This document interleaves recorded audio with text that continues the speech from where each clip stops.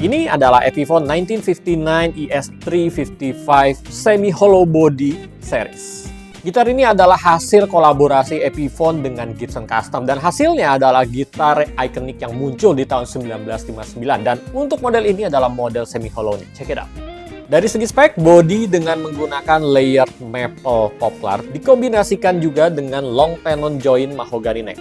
Untuk fretboard menggunakan ebony dan menggunakan deluxe inlay juga. Model headstocknya juga dengan menggunakan style ikoniknya dari Gibson.